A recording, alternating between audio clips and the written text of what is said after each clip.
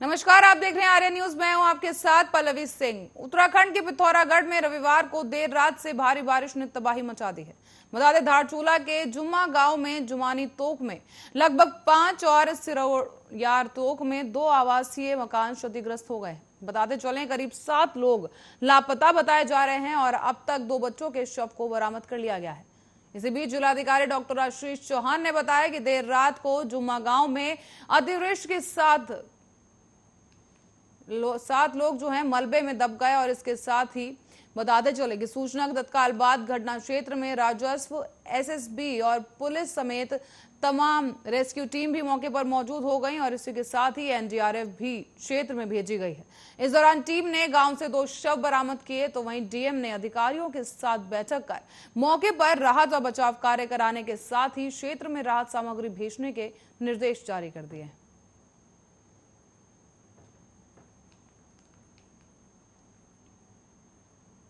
और इसी के साथ रुक करेंगे अगली खबर की ओर, जहां उत्तराखंड में बारिश का दौर चल रहा है। ऐसे में राजधानी देहरादून समेत मैदानी इलाकों में करीब 3 दिन बाद धूप खिली है। इस बीच लेकिन आपको बता दें कि पहाड़ी इलाकों में बादल अभी भी छाए हुए हैं। इसी बीच मौसम विभाग ने अगले 24 घंटे में राज्य के नैनीताल और पिथौरागढ़ जिलों में भारी बारिश की संभावना जताई है। कुमाऊं में भारी बारिश के बाद टनकपुर में शारदा नदी उफान पर आ गई, जिसके बाद शारदा चुंगी कॉलोनी में घरों में पानी घुस गया है। बताते चले कि पुलिस प्रशासन ने नदी किनारे रहने वाले लोगों को अलर्ट जारी कर दिया है।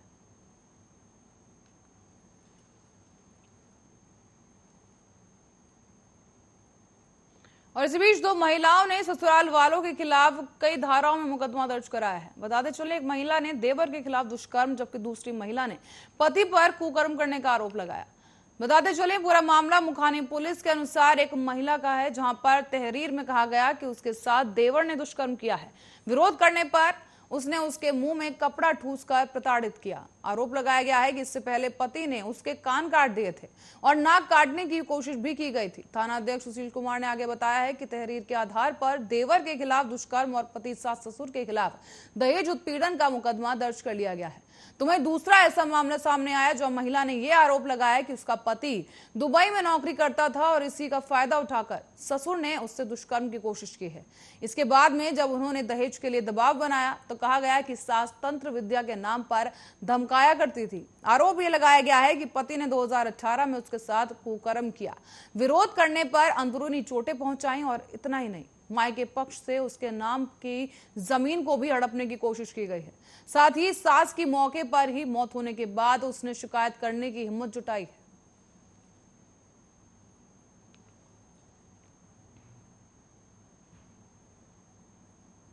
और हल्द्वानी बरेली रोड स्थित मंगल पड़ाव क्षेत्र में रविवार रात को अनियंत्रित कार शटर तोड़कर एक दुकान में घुस गई है। दुकान क्षतिग्रस्त हो गई, हालांकि कार में सवार लोगों को मामूली चोटें आई हैं। रानीखेत से रविवार की रात एक कार बरेली की ओर जा रही थी और इसी समय कार अनियंत्रित होकर अब्दुल्ला बिल्डिंग के पास एक दुकान का शटर तोड़कर दुकान के अंदर घुस गई। सूचना पर पहुंची एसएसआई मंगल सिंह ने बताया कि कार चालक को झपकी आने की वजह से यह हादसा हुआ। कार चालक रानीखेत से परिवार के साथ वापस अपने घर बरेली की ओर जा रहा था। बताया जा रहा है कि प्राथमिक उपचार के लिए सभी को अस्पताल भेज दिया गया है।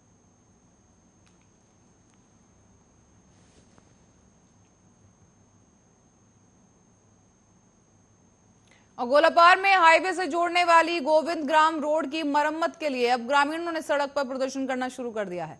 ग्रामीण प्रधान हीरा सिंह बिष्ट ने कहा है कि लगातार क्षेत्रीय विधायक और प्रशासनिक अधिकारियों को समस्या बताई गई, लेकिन किसी ने भी ध्यान नहीं दिया है और उन्होंने नहर की सुरक्षा दीवार बनाने की मांग की थी। बताते चले, चेतावनी दी गई है कि अगर जल्द ही सड़क और नहर को ठीक नहीं किया गया तो क्षेत्रवासी आंदोलन कर चुनाव का बहिष्कार कर देंगे। प्रदर्शन में क्षेत्र पंचायत सदस्य मनोज रावत, भावना आर्या, भुवन ब्रजवासी, सुंदर सिंह मेहता, आनंद मेहता, पूर्व क्षेत्र पंचायत सदस्य अर्जुन बिष्ट लोग मौजूद रहे।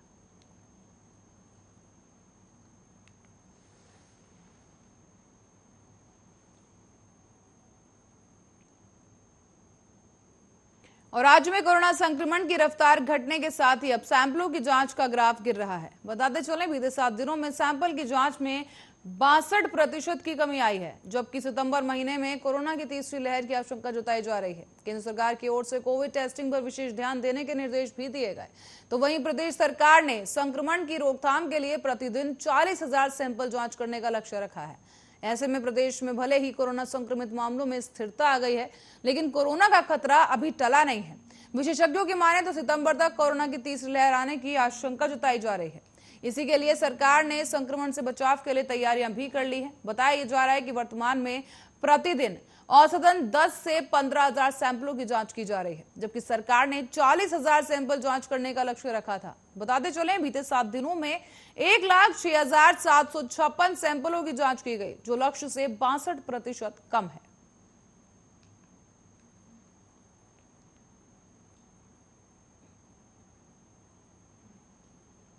उत्तराखंड के पिथौरागढ़ जिले में बाटलू गांव की निकिता चंद ने एजुकेशन जूनियर बॉक्सिंग प्रतियोगिता में गोल्ड मेडल जीतकर प्रदेश का मान बढ़ा दिया है। गोल्ड मेडल जीतने के बाद बटालू गांव में खुशी का माहौल है। इसी बीच नितिका परिवार को बधाई देने के लिए ग्रामीण का तांता लगा हुआ है। बताते चले बॉक्सिंग प्रतियोगिता में 60 किलोग्राम वेट वर्ग में गोल्ड मेडल जीतने वाली निकिता चंद ही हरियाणा में सोनीपत में हुई राष्ट्रीय बॉक्सिंग प्रतियोगिता में भी स्वर्ण पदक जीता था। वहां से निकिता का चयन दुबई के लिए होने वाले एशियन बॉक्सिंग प्रतियोगिता के लिए किया गया और रविवार रात को 8 बजे दुबई में शुरू हुई प्रतियोगिता में निकिता ने गोल्ड मेडल जीतकर देश और राज्य का नाम रोशन कर दिया है।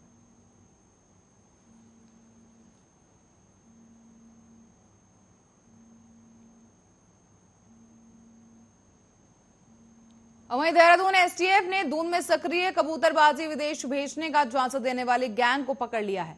आरोपी बाकायदा एक एजेंसी चलाते थे और युवाओं को नौकरी का फर्जी नियुक्ति पत्र भी दिया जाता था।